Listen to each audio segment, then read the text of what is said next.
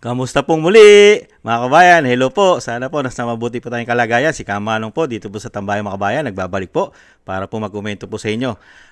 Magandang umaga po, tanghali, hapon, gabi. Madaling araw po sa atin lahat. Saan man sulok ng ating bansa o mundo tayo naroon. Naway maingatan po tayong lahat mga kabayan. Ito po, komentuhan po natin itong isang senador mga kabayan. Yung sinasabi po ni Sasa Sotrogandos na may likha at may parang author yata ng sinasabing yung kanilang budget o kanilang mga extraordinary liquidation by certification lamang at hindi po yata uso-uso ang resibo ay nanalo po at ngayon po ay nagtalumpati po na nagpahayag pa po sa atin na wag daw po na wag magnanakaw mga tambay. Yun daw po ang natutunan niya sa kanyang magulang mga tambay na wag magnanakaw. Totoo po ba ito? Itong sinabi po ni Senador Ping Lacson. Alamin po natin mga tambay at pakinggan po natin ang bagong halal na senador. Mga kabayan, nakakagulat lang po, no? Nanalo po siya. Natatandaan ko noong kami maliliit pa, kami magkakapatid. Hindi ko makakalimutan yung paulit-ulit na binibilin sa akin or sa amin ng aking mahal na ina. Huwag kayong magnanakaw. Huwag niyong kukunin ang hindi para sa inyo.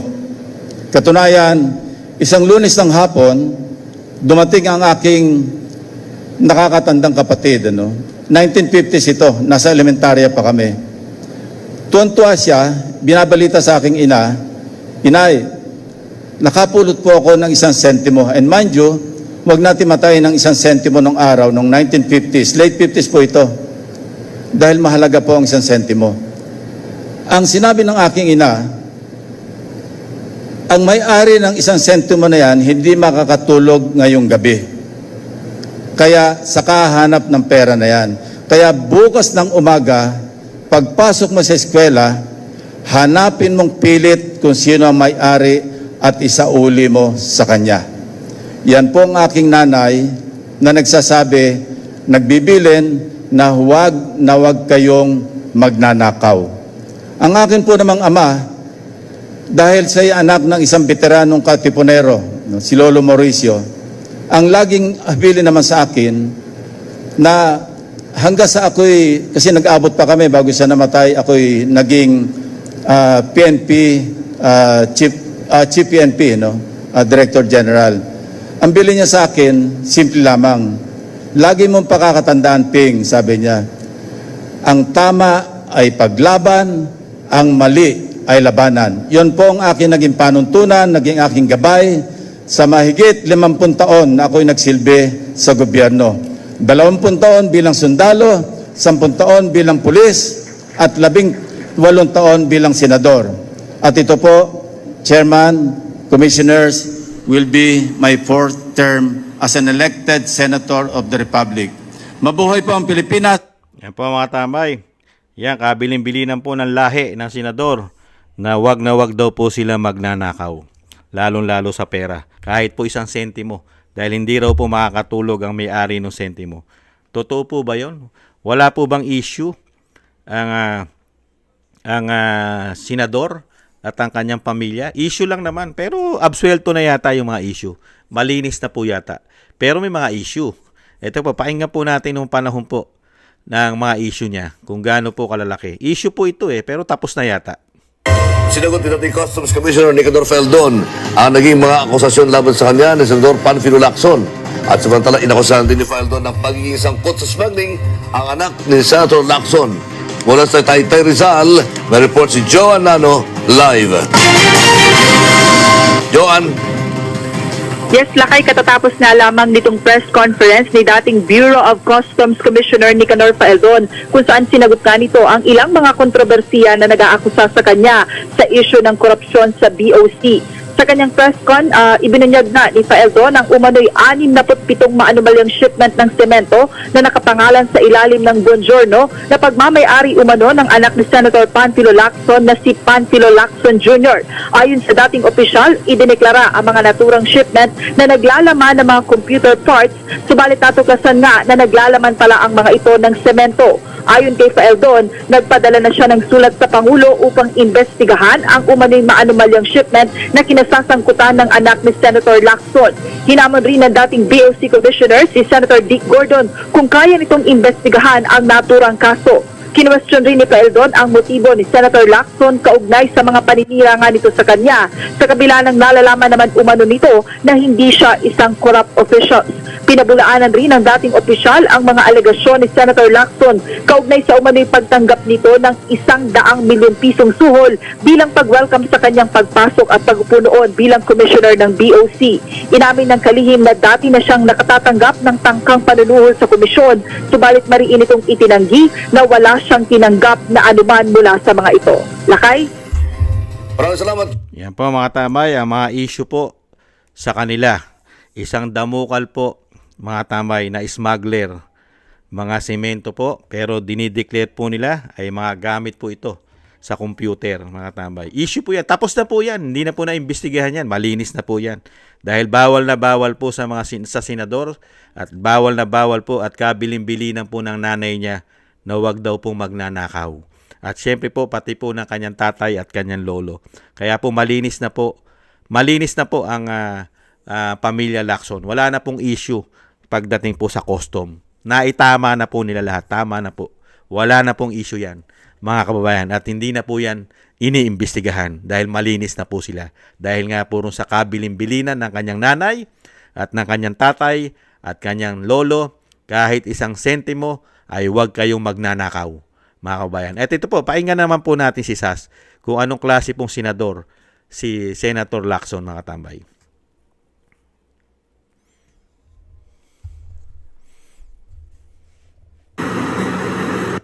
So bago daw ang kanyang concurrent resolution, liquidation through certification daw. So dahil daw sa resolution niya, liquidation through submission of receipts. Ikaw na Lacson ang nag-link ng resolution na to. Okay. So wag po kaming gagaguhin. Okay? So ito uli yung resolution. So hahanapin natin. Okay? Okay, mag-aano tayo? Mag-control F search. Hanapin natin ang word na receipts. Okay? Ito po. Oh. Receipts na word. 0. Sa resolution mo, Lacson. Ang word na receipts, 0. Okay? Oh, sabihin natin receipt lang. 0. Okay. 0. Oh, wala kahit isang salitang receipt o resibo sa resolution mo, Lacson, ay wala. Oh, titingnan natin ngayon ang word na certification. Ayan oh. Oh. 'Di ba? Certification. Ayan oh. Whereas, in recognition of the delicate and unique nature of the functions, operational, and organizational structures of the Senate, the House of Representatives, the Commission on Appointments, and the Senate and House Electoral Tribunals, the Commission on Audit has consistently allowed the current system of liquidation by way of certification duly signed by each senator and member of the House of Representatives that such amounts allocated to each member of Congress as part of their maintenance and other operating expenses were utilized or expended in the performance of their legislative functions. Okay. So, anong naging hatol nila, no? Resolved as it is hereby resolved by the Senate, the House of Representatives concurring that the prevailing system of accounting and liquidation of the respective budgetary allocation of each member of the Senate and the House of Representatives as classified. Classified. So, ano yung sinasabi ni Senator Lacson na binago niya ang sistema because of concurrent resolution number 10? Hindi pa kami, Senator Lacson, do you really think na we are that stupid? Ha? Do you really think na bobo kami? na hindi namin naiintindihan ang napakasimpleng English ng Concurrent Resolution number 10, maintaining the prevailing system of accounting and liquidation ng bawat isang senador at congressman as classified. At nakalagay na rin sa resolution na yan na ang current system ninyo, nung pinasayan, ay liquidation by certification. So, ang ibig sabihin, Senator Lacson, pinanatili mo yung sistema na sinasabi mong binago mo. Hindi ako magdi-decide. Ang taong bayan ang magdi-decide kung sino ang nagsisinungaling. Ako o ikaw? Okay. Pupuntahan ulit natin yung statement mo. Sabi niya, Current Resolution number 10, adopted in 2011, takes into account members of Congress extending immediate response and assistance to constituents outside our legislative work, such as medical assistance. Pero daw, hindi raw ito inconsistent, okay, sa pag-audit ng COA. Okay. At nagmayabang pa raw siya, no? Thus, while the concurrent resolution allows certification by individual legislators to disburse funds allocated to their respective offices, it does not excuse anyone from liquidating through official receipts and other verifiable documents, much less from being audited by the Commission on Audit, as nobody in government is exempted from COA audit. Ikaw na nagsabi niya, walang exempted sa COA audit. Sabi pa niya, for the record, throughout my years in public service, I have always been consistent in complying with all the existing COA regulations, much more with the required submission of all liquidation instruments when I was in the Senate. Thus, when the COA first conducted a special audit of Congress, I was the first one who submitted the receipts and related documents. Well, Senator Lacson, unahin ko na yung nag-submit ka. Bakit pwede po bang isa-publiko ninyo ang individual COA audit ninyo? Pwede bang sabi mo naman may nag-i-exist na mga resibo ng MOOE mo, baka pwede mong i-public yung liquidation mo ng expenses. Pati yung kung sino yung mga binayaran sa opisina mo. Sino ba yung mga pinapasweldo sa opisina mo? Kasi wala po kaming makita na publicly available na ganitong information. Hindi naman classified yan, di ba? Yan po mga tambay, ang kabilin-bilinan po ng nanay ni Senator Lacson na wag po magnanakaw. Ganon din po ang kanyang tatay at ang kanyang lolo. Mga tambay, kahit po isang sentimo ay wag pong pag-iintrisan dahil mag-iisip yung taong may-ari po ng perang sentimo ayon sa kanyang lolo. Mga kabayan, o tsuhin, o tatay. Yun mga tambay, nakita nyo po, ang tinrabaho po sa atin, lalong-lalo po sa paggawa po ng kanilang extra rules na pumapabor po yata yung tinatawag na MOOE na extraordinary expenses ay liquidation lang by certification. Wala po silang at lalong wala pong nakikita tayong resibo, lalong-lalo po sa mga budget nila kung paano po nila ginastos, kung ano mga binayaran, ano mga proyekto, walang mga resibo. Nakita niyo po? Yan po ang tinrabaho po ni isa po yan sa legasiya. Isa po yan ayon po kay SAS. Isa po yan sa legasiya ng 18 taong pagiging senador ng Senator Pampilo Lacson. Kaya nga po nagtataka tayo, nanalo eh. Yung ginawa pong grabe pong control at grabe po yata ang ginawang paghawak sa ating pera, sa ating pondo na binibigay po natin sa kanila taon-taon ay masyado po yatang nalbigyan ng proteksyon ang paghawak nila na hindi po sila ma-audit. Di po ba? Unbelievable. Bawal na bawal po at kabilin-bilinan po ng kanyang nanay na wag pong magnanakaw. Mga kabayan, kayo na po, ano po masasabi nyo, mga tambay, sa history po ng Senador Lacson. Malinis na po lahat. Pati po yung issue ng tonilada at barko po yan. Barko ang sinakyan ng semento. Malinis na po yan. Okay na po yan. Wala na pong issue yan. At wala pong kaso na yan. Malinis na po yan. Wala po kasing pagnanakaw ang nakita po dyan. Dahil nga po, bawal na bawal po sa pamilya ni Ping Lacson ang magnakaw. Lalong-lalo po sa hindi po pera nila. Lalong-lalo po sa pera ng bayan. Dahil hindi po nila pera yan. Pera ng taong bayan. Wala! Never! Mga tambay, tatamaan ng kulog at tatamaan ng kidlat pagka meron pong nagsabi na ang pamilya Lacson ay nagnanakaw sa kabanang yaman. Hindi po yan. Dahil po kabilin-bilinan po yan ng nanay niya, ng kanyang tatay at ng kanyang tsuhin o ng kanyang lolo o lahat ng kanyang matatandang ninuno. Bawal na bawal po. Dahil po sa ito po ay taga Cavite. Pagka po ikaw ay taga Cavite, wala pong mga magnanakaw na politiko o lingkod bayan ng taga Cavite, mga Caviteño. Hindi po. Dahil po ang mga Caviteño, katulad po ni Senator Lacson, ay meron pong bilin yan. May bilin na bawal po magnakaw. Kabilin-bilinan po yan ng kanyang nanay.